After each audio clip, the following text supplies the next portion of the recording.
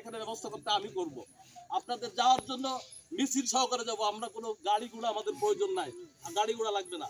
আমরা এখানে আমাদের আমি মনে করি টিএসবাইতে ইউনিয়নের সব থেকে বড় প্রোগ্রাম, বড় মিছিলটা স্বল্পবাহিতা থেকে যাবে ইনশাল্লাহ।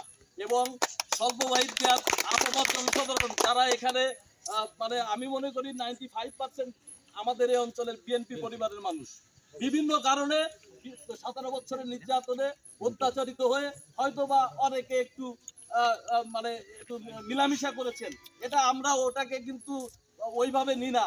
আর যদি আমরা নিতাম তাহলে এই অঞ্চলে অনেকেই দেখা গেল যে আগামী দিনে বা এই যে বিএনপির প্রোগ্রাম বা বিভিন্ন বিষয়ের যে সমস্ত বিষয়গুলো আসছে এটা আমরা ওইভাবে কখনো নিই নাই।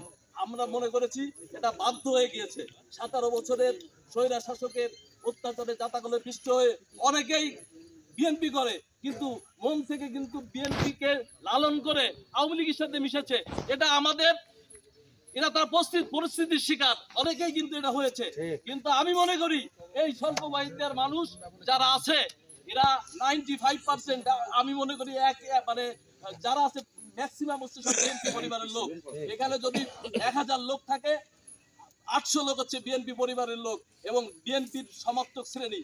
আজকে আমি এই কারণেই আমি যেন আমার মুখ উজ্জ্বলটা থাকে, আমি আপনাদের জন্য বললাম যে আপনাদের জন্য কি করতে হবে, দুপুরে খাবেন এখানে ব্যবস্থা করেন, সমস্ত লোককে এখানে এনে বসান, আমরা যাতে টিএসবাইতে ইউনিয়নের প্রোগ্রামটা যেন বড় করতে পারি। অন্তত টিএসবাইতে ইউনিয়নে আমাদের যে সম্মানটা আছে এই অঞ্চল থেকে যে বড় মিছিলটা আমরা যাই প্রতিবার এটা যেন বড় হতে পারে। এটা কিন্তু আমাদের ইজ্জত, আর এই ইজ্জতটাকে রক্ষা করার দায়িত্ব কিন্তু আপনাদের।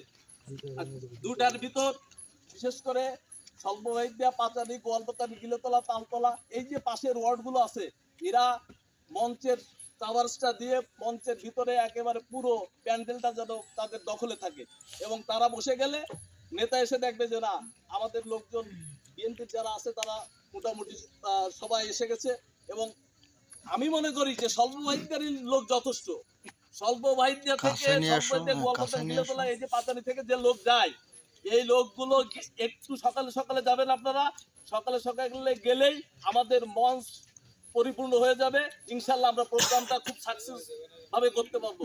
আমি আপনাদের মানে বিশেষ করে আর কি বলবো, এটা হচ্ছে সম্প্রীতি সমাবেশ, নেতার নির্দেশ, নেতাকে সন্তুষ্ট রাখতে হবে।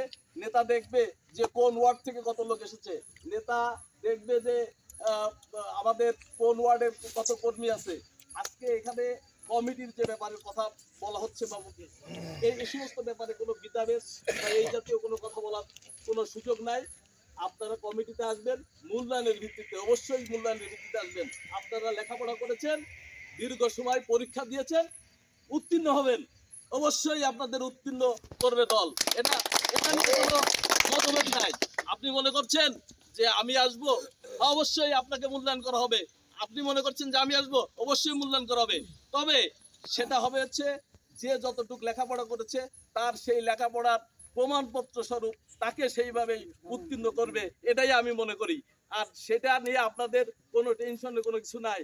আমি যতদিন আছি এই ওয়ার্ডে, আমি তো বললাম যে আমার এই যে কর্মী বাহিনী আছে এরা আমার নেতা, দীর্ঘ সময় আমি এদের সাথে ছিলাম, আমি আছি, আমি থাকবো ইনশাল্লাহ।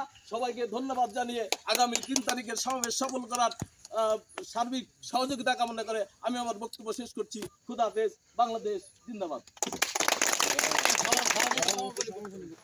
এ পর্যায়ে বক্তব্য রাখবেন